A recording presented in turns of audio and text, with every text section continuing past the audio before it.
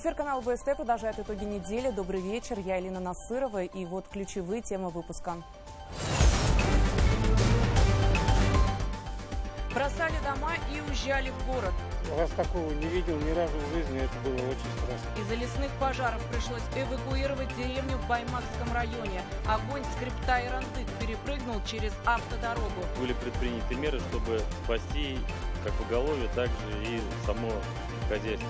В республике горят свыше 3000 гектаров леса. Пал от рук нелюдей в мирное время. Он был изуродован. Он не был похож на себя, он лежал в гробу, это был мертвец. В республике судят обвиняемых в жестоком убийстве столетнего ветерана Великой Отечественной. На скамье подсудимых бывшие силовики. Первый раз первый класс. Я хочу бизнесменом стать. А зачем? Кадиллак маме купить. Учебный год в республике стартовал почти для 500 000 школьников. Новый учебный центр в Зубово. Эта школа здесь была очень нужна.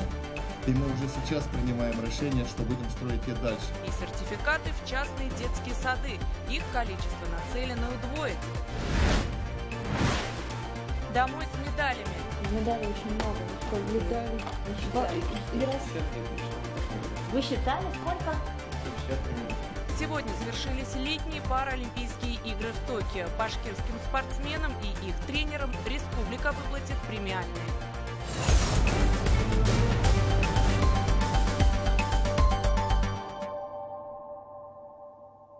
В республике продолжается борьба с лесными пожарами. Горят почти 3500 гектаров леса в Белорецком, Абзелиловском, Баймакском и Бурзянском районах. Все они локализованы, но потушить огонь пока не удается. Жара спала кое-где, прошли кратковременные дожди, но ситуацию усугубил поднявшийся сильный ветер. Из-за природного пожара на неделе была эвакуирована целая деревня Галеева. Жители вывозили в соседние Баймак и город Сибай. На место была направлена аэромобильная группировка сил МЧС «Тяжелая техника». Оборону населенного пункта пришлось держать больше суток. Самого страшного сценария удалось избежать благодаря стараниям пожарных и волонтеров. Сообща, они смогли остановить огонь в паре сотен метрах от подворья сельчан. На месте работала наша съемочная группа. Репортаж Азата Садреева.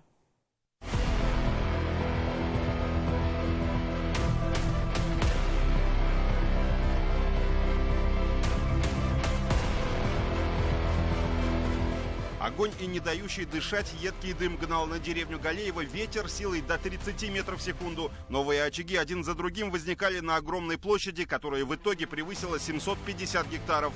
К тушению привлекли второй эшелон аэромобильной группировки МЧС, сводные пожарно-спасательные отряды, специалистов Госкомитета по чрезвычайным ситуациям. 16 местных жителей эвакуировали в безопасные места. И, как выяснилось, не напрасно. В ночь на субботу огонь вплотную подошел к деревне. Зарево пожара заметили волонтеры и, вооружившись ранцевыми огнетушителями, первыми приняли бой. Земля горит, потому что торф горит. Его надо тушить всеми силами, которые мы можем. Главное, чтобы на поселок не ушла, который мы потушим. Спустившийся с хребта Ирандык лесной пожар должна была сдержать автодорога Баймак-Сибай, но из-за сильного ветра стихия прорвалась через трубу для отвода талых вод. Движение по трассе ограничили из-за сильного задымления. На выручку галеевцам приехали сотни добровольцев из соседних деревень. Провели опашку вокруг населенного пункта и кладбища. Помогла и погода. Ночью прошел дождь. Сейчас ребята также поделены на группы. Ими проводится локальное тушение, то есть что они проходят по периметру, сгоревшего уже поля, находят тлеющие муравейники, тлеющие стволы деревьев, возможно, труху, и их проливают, заливают, чтобы в случае, если вдруг поднимется ветер, пепел не разбросало на несгоревшую территорию и вновь не возник пожар. Когда опасность миновала, жители вернулись в свои дома. Сохранность имущества обеспечивали полицейские. Было очень страшно, конечно. Огонь почти уже до деревни дошел. И, к счастью, помогли нам МЧС и пожарные вовремя подоспели. Раз такого не видел ни разу в жизни, это было очень страшно. Я в момент начала пожара вывез свою семью в город, сам вернулся сюда. Тоже, пытался помочь. Ребята как отработали? Ребята отлично работали.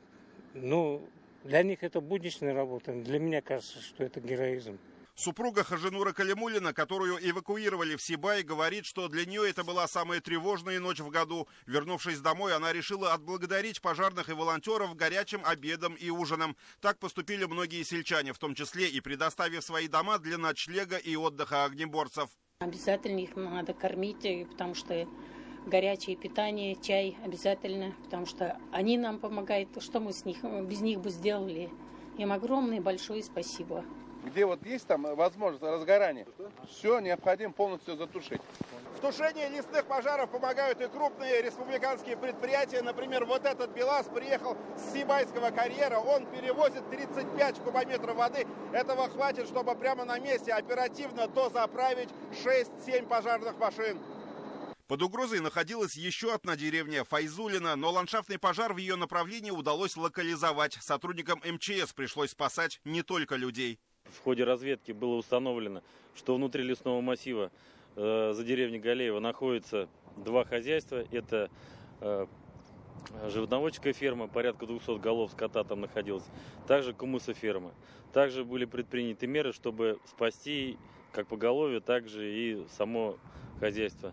Беда вновь объединила. Чтобы помочь баймакцам, в Галеево прибыла не только аэромобильная группировка пожарных из Уфы, но и коллеги из Кумертау, Сибая, Межгорья, Зилаира и Акьяра. Крупных очагов возгорания уже не осталось, говорят спасатели, но опасность еще не миновала. Ожидали от погоды, что дождь будет, маленько прошел, все остановилось.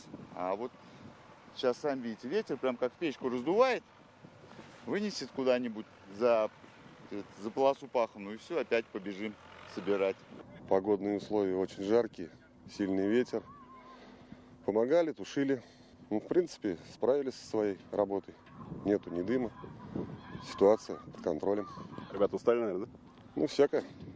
Как без усталости.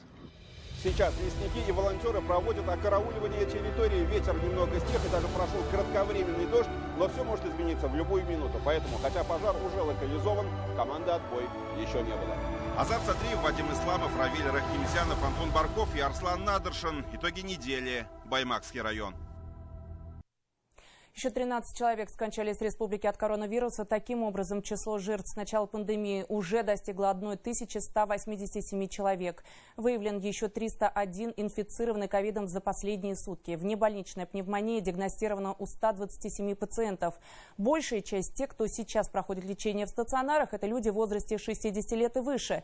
Между тем, в регионе продолжается вакцинация. Оба компонента получили свыше 1 миллиона человек. По мнению экспертов, для выработки коллективного иммунитета нужно привить как минимум 60% населения. Но болеют не только взрослые. Всего же в Башкортостане сейчас инфицировано свыше 220 маленьких жителей республики. Еще у более чем 400 ребят подозревают COVID-19. Наша съемочная группа отправилась в красную зону, чтобы своими глазами увидеть, как переносят коронавирус дети.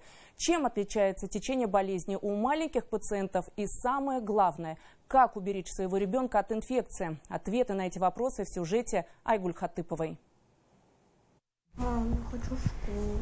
Вот только с жеванием маленькой Ренаты помешал коронавирус. Увлекательные школьные будни пока заменяют болезненные уколы. Впереди у девочки долгий курс реабилитации. Вместе с полуторагодовалой сестренкой и мамой Рената попала в больницу на прошлой неделе. Очень сильно переживала. Прям до слез переживала. Волновалась очень сильно, потому что у обеих сил нет никаких. Я и сама без сил, тяжело с ними. Но сейчас уже вроде, слава богу, проходит. До этого лежали все время. Кашель и тяжелая одышка – самые распространенные симптомы коронавирусной инфекции. Вот только у ребенка первыми проявлениями болезни могут быть отнюдь не они, а кишечные расстройства и потеря аппетита. Мама 6-летнего Родиона была уверена, ее сын подхватил ротавирусную инфекцию на отдыхе. Вот только лечение малыша не приносило ему должного облегчения. Мальчику с каждым днем становилось все хуже. Он уже несколько дней не вставал, у него не было аппетита, он вообще не принимал еду. Но мы оттягивали больницу, думали, что вот-вот станет легче, но легче не остановилось. И, конечно, испугались. Это такой шок, что ты живешь, и я сама вообще впервые. Мы в больницах очень редко бываем. Но мы бы без больницы точно не смогли бы ребенка. И только спустя несколько дней в больнице ребенок ожил. Сейчас Родион чувствует себя хорошо, готовится к выписке. Даже достал из пакета любимые игрушки. Лечат детей с коронавирусом в Республиканской клинической инфекционной больнице. Оборудовали 2 здания, 16 палат. И сейчас все они заполнены маленькими пациентами. В больничном коридоре пустынно. Только за дверями боксов слышен плач и кашель маленьких пациентов. Дети и их родители из палат практически не выходят. Через каждые несколько метров висят бактерицидные облучатели воздуха. Апокалиптичную картину дополняют медики в противочумных костюмах. Порой кажется, что ты попал в какой-то сериал про эпидемию. Вот только это не сериал. Сегодня это наша реальность. Уберечь детей от коронавируса можно, говорят доктора. Достаточно следовать простым правилам. Защитить своих детей – это в первую очередь защитить себя. Помимо того, что нам предписано, это соблюдать необходимый санитарный режим, это маски, это перчатки, это гигиеническая обработка рук, ну и, конечно же, это вакцинация. За состоянием детей доктора наблюдают круглосуточно. На посту всегда дежурят медицинские работники. Но даже самые внимательные врачи и самые удобные больничные кровати не могут заменить маленьким пациентам родные стены. И дети, и их родители мечтают поскорее вернуться к себе домой. Скоро солнышко домой поедем. Айгуль Хатыпова, Гульнас Хайбуллина. Итоги недели.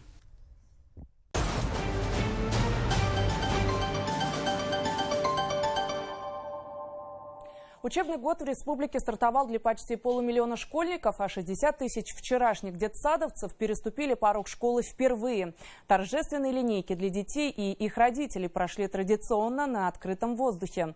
Также 1 сентября в Башкортостане стало больше на одну школу и детский сад. При этом учреждения разместились в одном здании. Подробнее о 1 сентябрьской линейке в материале Динары Таймасхановой.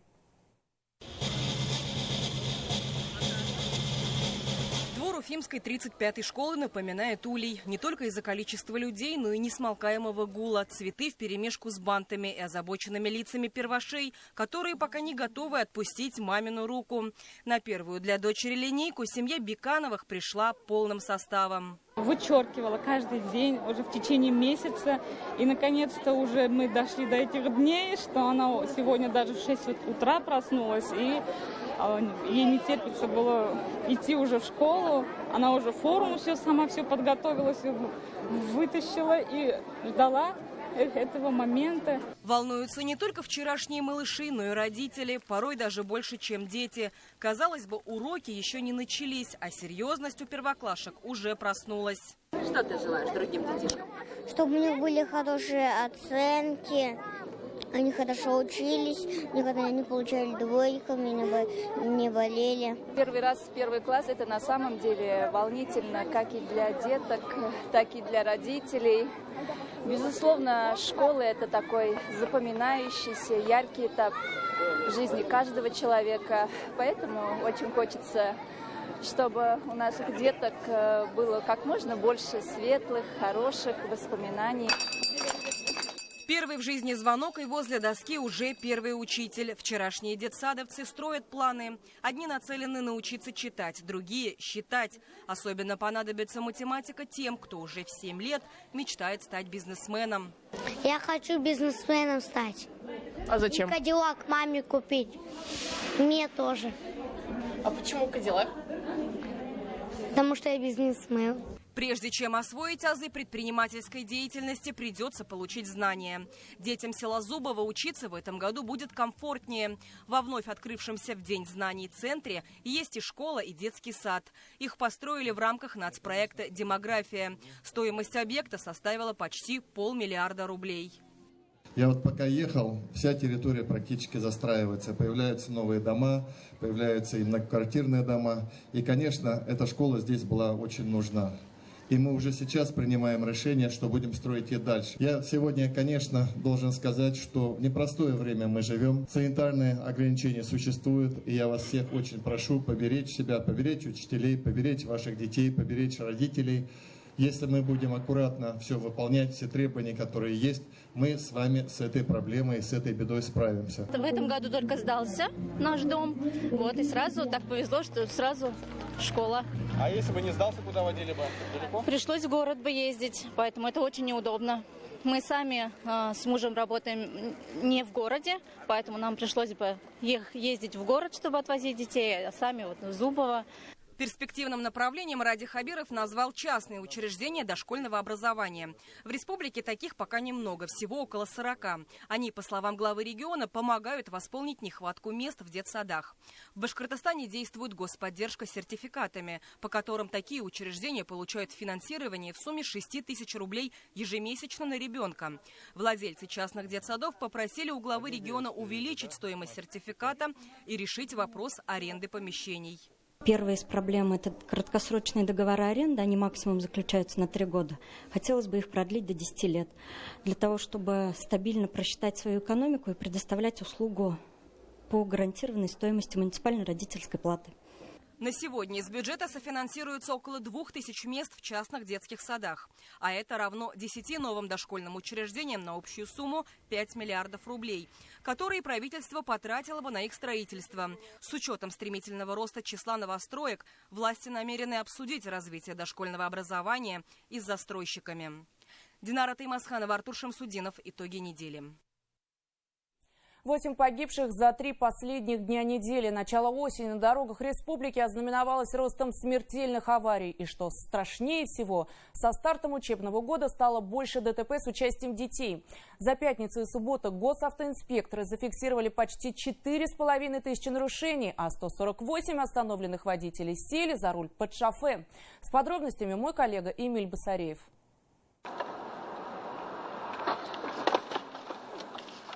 Это страшные кадры из Салавата. От удара разлетаются стекла, пластик и перемалывается металл. Микроавтобус, пошедший на обгон, въехал прямо в бок Приоры. Шанса выжать у пассажира на переднем сиденье легковушки не было. Пассажир Лада Приора от полученных травм скончался на месте происшествия. Все остальные участники дорожно-транспортного происшествия доставлены в медицинское учреждение. Участок дороги Уфа-Глино, Красная Горка парализован. Столкновение встречных Субару и Киа был такой силы, что обе машины превратились в груду металла. Авария унесла жизнь 17-летней пассажирки японской легковушки, а ее 8-летняя сестренка, отец и мать получили серьезные травмы. Их, как и супругов из второго автомобиля, госпитализировали. Руль под колесом, а машина на эвакуаторе. Этот Рено Дастер уже вряд ли подлежит восстановлению, а семья его хозяина теперь готовится к похоронам. Сегодня рано утром в Краснокамском районе лобовое столкновение французского авто и КАМАЗа унесло жизнь 28-летнего жителя Калтасинского района. По пути в гараж встречная машина завиляла встречную на свою полосу, на встречную, и в конце концов под мою машину залетела. Водитель автомашины Рено Дастер 1993 года рождения, по предварительным данным, уснув за рулем, выехал на полосу встречного движения и допустил столкновение с автомашиной КАМАЗ. Перевернутый УАЗ и раскуроченный Nissan в кювете. В Кармаскалинском районе попутные машины не смогли поделить дорогу. В ДТП погиб 60-летний водитель отечественного авто. А сегодня ночью в Иглинском районе Lexus съехал с трассы и перевернулся. Эта поездка для 35-летнего водителя стала последней. Он скончался до прибытия скорой помощи.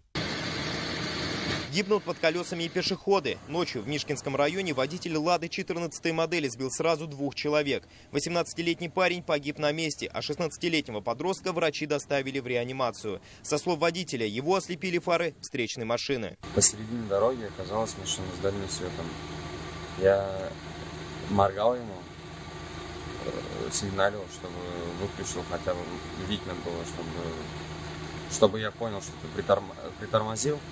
Не успел, чтобы не врезаться в эту машину, ушел вправо, а там оказались люди. Жертвами аварий с начала года уже стали 16 несовершеннолетних. Инспекторы ГИБДД призывают родителей напомнить детям, насколько опасной может быть дорога, а водителей соблюдать скоростной режим и особенно быть бдительными вблизи учебных заведений. Эмиль Басареев, Марсель Бекташев и Артур Биканов. Итоги недели. В Уфе сегодня загорелся пассажирский автобус. Эти кадры в нашу редакцию прислали очевидцы пожара.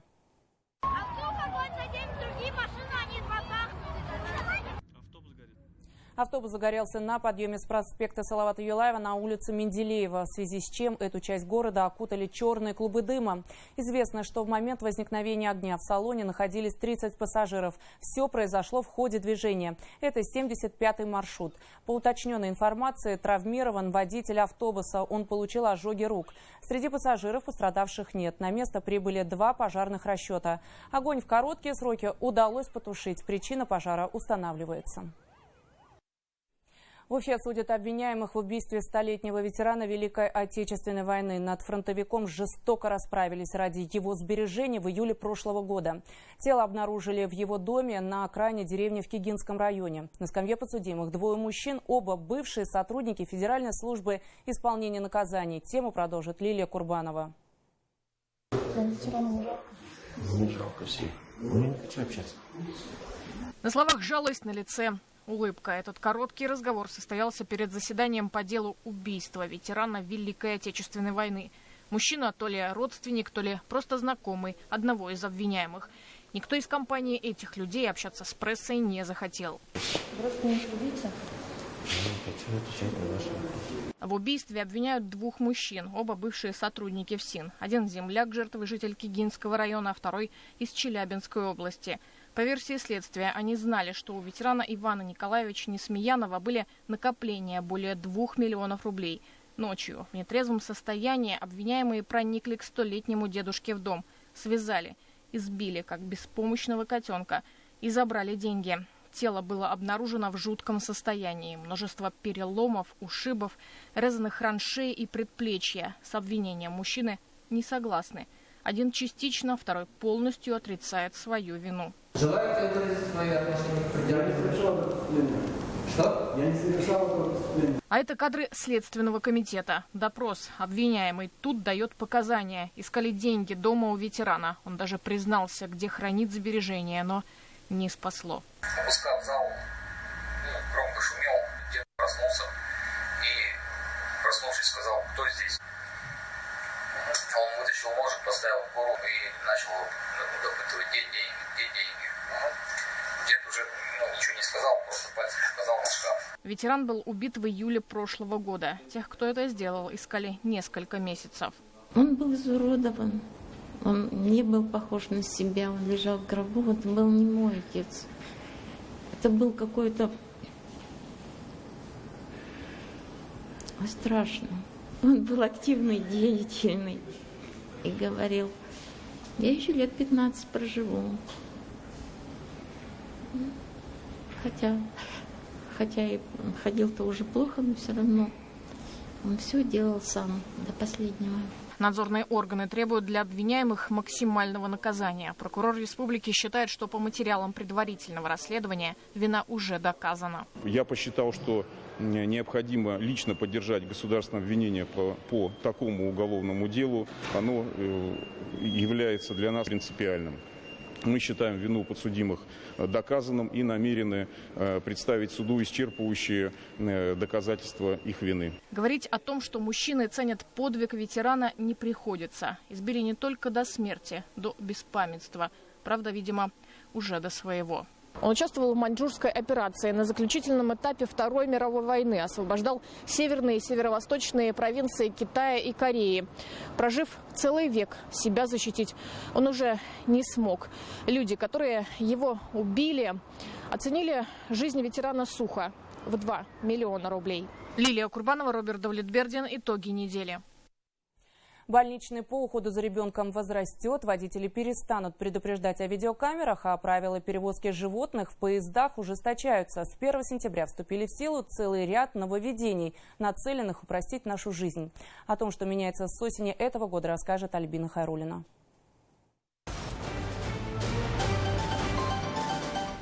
Вас снимает скрытая камера, предупреждающей таблички вблизи нет. Отныне это не нарушение, а новое правило. Знак фото-видеофиксации претерпел полный ребрендинг. Теперь он более заметного синего цвета, но устанавливать их будут только на въезде в город или поселок.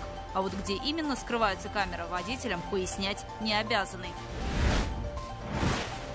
Между тем, обжаловать штрафы, начиная с 1 сентября, можно будет онлайн, без поездки в ГИБДД. Для этого нужно создать аккаунт на портале госуслуги, где и будут фиксироваться все нарушения. На пришедшее уведомление можно ответить электронной жалобой, прикрепив при этом фото и видео доказательства своей правоты. Ответ должны прислать в течение 3 дней. С осени родители детей в возрасте до 7 лет включительно начнут получать увеличенную компенсацию больничного по уходу за ребенком. Им будут выплачивать 100% от среднего заработка родителя, вне зависимости от стажа. Влиять на размер компенсации не будет и форма лечения ребенка, то есть неважно, лежали вы в больнице или лечились на дому. Оформлять какие-либо дополнительные документы не потребуется. Фонд социального страхования произведет расчеты самостоятельно. На 5000 рублей больше начнут получать руководители групп в средних и профессиональных учебных заведениях. Ранее такую доплату имели только классные руководители в школах. Доплату в 15 тысяч рублей в сентябре получат военные, силовики и по 10 тысяч все пенсионеры. 1 сентября стартовала гаражная амнистия. У автолюбителей есть ровно 5 лет на то, чтобы бесплатно и в упрощенном порядке оформить в собственность свои гаражи. Речь идет о строениях, которые возведены до конца 2004 года, а земля под ними числится в государственной или муниципальной собственности. В России ужесточаются правила перевозки животных в поездах, но исключительно в пользу четвероногих. Отправители обязаны обеспечить животные кормами, емкостями для воды, а также подстилками. Перевозчик и проводник же со своей стороны должны обеспечить запас воды и уборку пространства во время стоянок поездов, а также обязаны оповестить ветеринаров, если животное в дороге заболело.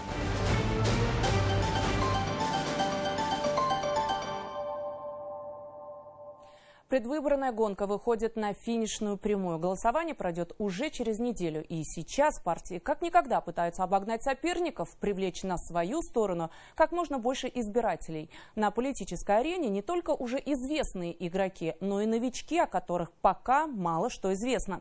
Наша съемочная группа пообщалась и с теми, и с другими, и узнала, с какими манифестами идут баллотироваться участники. Сегодня, знаете, когда приходишь в бесплатную медицину, вы не можете доказать, что вы больны. Когда вы приходите в платную медицину, вы не можете доказать, что вы здоровы. Поэтому сегодня это ненормально. Вот уж действительно, когда еще, как не перед выборами, депутаты так близки к избирателям. Кандидаты от КПРФ проводят во дворах жилых домов настоящие съезды. Их центральный девиз не изменился – «Власть в руки народа». А свою программу они расписали в виде тезисов, обозначив 10 основных шагов. Коммунисты обещают отменить пенсионную реформу, обеспечить всех жильем, а также позаботиться о высоком качестве медицины и образования. Для нас еще тяжелее становится проводить наблюдение за выборами и не допустить, по крайней мере, манипуляции, фальсификации. Поэтому мы активно набираем наблюдателей, которые будут работать на избирательных участках. У нас 3,5 тысячи участков по республике. По одной Уфе у нас порядка 450 участков. Поэтому мы собираем людей, проводим обучение. Другие старички предвыборной гонки либерал-демократы пытаются не отставать от конкурентов. Параллельно с агитационной работой партийцы ведут прием граждан, в том числе в дистанционном формате. Свою программу ЛДПР разложили по полочкам, затронув все сферы жизнедеятельности и написав 100 основных тезисов. Кандидаты от ЛДПР ведут активную работу, проводя встречи с избирателями и ознакомливая их со своей программой. И, конечно же, пытаясь решить проблемы, волнующие граждан. Как известно, партия ЛДПР – это старейшая партия, которая работает не от выборов к выборам, а ведет свою работу постоянно. Многие граждане обращаются в ЛДПР как в последнюю инстанцию, поэтому наши общественные приемные по всей республике работают ежедневно. Продвигать зеленые принципы в экономике и политике обещает Российская экологическая партия. Они убеждены, что будущее каждого человека напрямую зависит от чистоты окружающей среды. Сторонники собственным примером показывают важность заботы о природе, регулярно устраивая субботники. В повестку своей программы зеленые ставят в том числе и модернизацию производств, переход к органическому сельскому хозяйству и в целом изменение принципов природопользования. Время зеленых уже наступило. Мы видим, что экология постоянно становится политической повесткой. И когда экологические проблемы возникают, должно быть такое мнение, которому доверял бы и народ, и прислушивалась бы власть. Вот наша партия, всегда она была экспертной, и сейчас мы в полную голос об этом заявляем и претендуем на это место, быть уже экспертами на государственном уровне, в Государственной Думе. На нынешних выборах среди уже привычных партийных цветов впервые заиграл бирюзовый. Речь о самых молодых участниках голосования, новых людях. Все силы они бросили на борьбу за место в Госдуме. В числе их предложений ввести единый федеральный оклад для учителей, прямые выборы мэров и губернаторов и перераспределение бюджета в пользу регионов. Большинство налогов, которые сейчас собираются в регионе, они отправляются в Москву, соответственно, в федеральный центр. И мы хотим, чтобы большая часть налогов, которые собираются в регионе, они оставались в регионе, они отправлялись в Москву, чтобы регион сам мог себя содержать, а не содержался на дотациях и прочих средствах, которые отправляются в регион. Это одна из самых наших главных региональных повесток, с которой мы идем. Бесспорно, одна из самых крупных рекламных кампаний у единороссов. В этом году партия власти развесила по республике 300 агитационных баннеров, половина из которых в Уфе. Встречи с избирателями, а также членами партии на местах проводит и Ради Хабиров, правда, уже не в качестве главы республики, а как руководитель регионального отделения «Единой России». Сейчас время другое немножко. Сейчас отношение людей к власти, отношение людей к политикам стало совсем другим. Время, когда мы сидим в кабинетах, и там только в кабинетах, значит, общаемся, там большие начальники там, и так далее, прошло. Мы все должны с людьми вот на равных разговаривать, выходить с ними, встречаться. Доверие, оно очень сложно зарабатывается. Вот шаг за шагом, еще раз говорю, не обманывая людей, спокойно с ними общаюсь. Всего на нынешних выборах будут участвовать 14 политических партий, не считая самовыдвиженцев. Жители будут избирать депутатов Госдумы, Госсобрания, а также органов местного самоуправления. Впервые голосование будет проходить 3 дня с 17 по 19 сентября. Это, с одной стороны, поможет избежать массового скопления людей на участках, с другой даст время каждому сделать свой выбор. Артур Шамсудинов и Эмиль Басареев. Итоги недели. История меняется на наших глазах. В Уфе на этой неделе показали обновленную Советскую площадь. Здесь заработал светомузыкальный фонтан, который станет центром притяжения туристов и украшением столицы. Глава Башкортостана Ради Хабиров принял участие в официальной церемонии и объяснил, как этой территории возвращают историческое значение. Об основных этапах работ в материале Екатерины Тимиряевой. Под аккомпанемент оркестра идут последние приготовления к открытию обновленной Советской площади Уфы. А в это время уфимцы, которые пришли понаблюдать за церемонией, обсуждают главные изменения. От бывшей автомобильной парковки ничего не осталось. Теперь это полноценная благоустроенная зона семейного отдыха. Очень приятно, что в городе появляются такие пространства, куда можно прийти всей семьей, отдохнуть, хорошо провести время и насладиться красотой. Здесь была раньше страшная стоянка, много машин. Я вот был студентом педуниверситета. В мое время было так, не пройти, не проехать. А сейчас студенты могут погулять. Очень хорошо.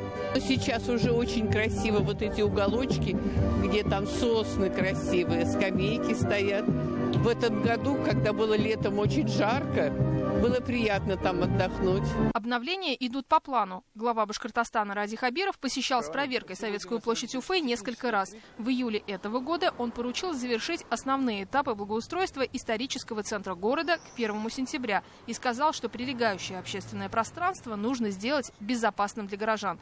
Он поручил убрать строительный мусор, установить ограждения для транспортного потока и бордюры. Поручение выполнено, сроки выдержаны. Строители расширили территорию на 6 метров. Кроме того, приняли решение сохранить здесь 30 старых лип, которые постепенно заменят молодыми саженцами. На этом этапе реконструкции настоящее украшение – это светомузыкальный фонтан, который открывали все вместе. 3, 2, 1. У Советской площади Уфы богатая история. В годы Великой Отечественной войны отсюда отправлялись на фронт солдаты. На ней проводились демонстрации, различные городские праздники. А в декабре 1955 года на площади появилась первая новогодняя елка. Современный вид она обрела в 60-х. Следующий этап реконструкции масштабен. Архитектурный ансамбль должен завершить памятник национальному герою Башкортостана, командиру 112-й башкирской кавалерийской дивизии, герою России генерал-майору Минигалиши Муратову. Ахматову. Его бронзовая фигура будет высотой 6 метров на гранитном постаменте. Высота вместе с постаментом составит 13,5 метров. А рядом, слева и справа, расположится декоративная гранитная колоннада. Ради Хабиров рассказал, какой смысл вкладывается. Здесь передавали знамя башкирской кавалерийской дивизии. Вот та идея-то, что мы здесь хотим поставить памятник генералу Шаймуратову, она же прошла не просто так. И мы, вот, в моем понимании, как раз и делаем то, что называется главная мемориальная площадь. Это наша, должна быть Красная площадь нашей республики. Вот стараемся, тут еще много работы, но к следующему году мы все здесь завершим. Также параллельно в Уфе обсуждают предстоящее обновление и других парковых зон. Ради Хабиров проводит опрос жителей, которые могут отметить ту площадку, которая, по их мнению, больше нуждается в благоустройстве. Высказать мнение можно до 12 сентября. В голосовании уже приняли участие более 50 тысяч человек. Екатерина Тимиряева, Азат Ишбулатов, Равиль Рахимзянов. Итоги недели. Более 10 медалей, 5 из которых золотые, завоевали башкирские спортсмены на Паралимпийских играх в Токио. Успешно выступили в Японии наши пловцы. Богдан Мозговой и Андрей Николаев дважды поднимались на верхнюю ступень пьедестала почета. Также лучшими в своем классе стали Анна Крившина и дебютант игр Ильнур Гарипов. Ранее впервые в настольном теннисе золото завоевала Елена Прокофьева из Уфы. Наша съемочная группа встретилась с родителями и школьными учителями триумфаторов Паралимпиады. Подробности в следующем сюжете. Медалей очень много, но сколько медалей? Не считали. 150 где-то, я считал в прошлом году. Вы считали, сколько? 150 примерно. Почти 150 медалей различного достоинства, и совсем скоро к ним прибавятся еще 2 золотые паралимпийские награды. Сначала Мозговой станет лучшим на дистанции 100 метров на спине, установив новый паралимпийский рекорд, а затем выиграет в эстафете 4 по 100 метров в составе российской команды. С 4,5 лет он пошел как в качестве реабилитации. Мы его отдали, чтобы он был при деле, чтобы он не ходил по улицам, не бездельничал. Ничего плохого, чтобы ему в голову не лезло, чтобы он был уверен в себе. Плавать Богдан начал гораздо раньше, чем пошел в школу. Спина и кроль стали его любимыми дисциплинами. А дальше сработал тандем спортсмен-тренер. Сергей Трухачев поверил в Богдана чуть ли не с первого занятия. У меня, то есть, с ним такие отношения, что мы, наверное, друг другу доверяем. И если он говорит, что у него что-то болит или что-то у него не получается, то есть не скрывает и говорит, поэтому где-то приходится менять тренировочные задания. Это средняя общеобразовательная школа номер 18 в Зеленой Роще. Именно здесь учился будущий чемпион Паралимпиады. Несмотря на частые пропуски занятий из-за соревнований, учился Богдан хорошо. Особенно ему давались гуманитарные предметы. Я сама учила Богдана химии. Без приукрас могу сказать, что действительно этот человек, формальным языком говоря, с высокой познавательной активностью, потому что он на уроках был очень активен, всегда очень внимательно слушал, отвечал. Еще один медалист из Башкортостана Андрей Николаев также оформил на играх в Токио золотой дубль, прибавив к медалям высшего достоинства еще и серебро в 100-метровке вольным стилем. Это кадры с победной эстафеты на чемпионате России в Уфе. Николаев традиционно выступает на дистанции последним и, как всегда, финиширует первым. В столице Японии в этой же дисциплине россияне показали результат 4 минуты 60,59 секунды. И это время стало лучшим. Переживали за Андрея и родители. Просто ожидание заплыва. Заплыв первый. Мы очень рады, что все быстро закончилось. Но не дышали, наверное, все его 4,25. Все это прошло на одном дыхании. Молодцы. Наши ребята, наш тренер, наш Андрей, они красавцы. Сейчас выходим на максимальную скорость. И оп! В плавании Башкортостан представляет наибольшее число спортсменов. На игры в Токио отправились сразу 6 человек. Анна Крившина пришла в плавание вслед за мамой, мастером спорта СССР, и сразу стало получаться. Оказалось, что вода – это ее стихия. Именную лицензию Крившина заработала еще в 2019-м, победив на чемпионате мира в Лондоне. Я уже 9 лет иду к этой мечте своей, но это действительно мечта всей моей жизни. Я очень-очень ее жду. И делаю все возможное, преодолеваю все препятствия, которые устраиваются на моем пути. Их очень много, что-то в последнее время. Но ничего страшного. В общем, да, это вот прямо главная моя цель, к которой я иду. И спортсменка не зря так ждала своего звездного часа. Сначала она завоевала серебро на дистанции 50 метров вольным стилем, а затем в составе сборной вместе с Ильнуром Гариповым стала обладательницей золотой награды в смешанной эстафете. Кстати, Ильнур Гарипов – дебютант игр. Спортсмен не отбирался на Паралимпиаду в Рио, в силу возраста не проходил в состав национальной команды. Соревнования в столице Японии стали его первыми крупными стартами. В течение 3-4 лет я вышел на ту форму, когда можно было выступать уже прилично в рамках того, что это паралимпийский вид спорта.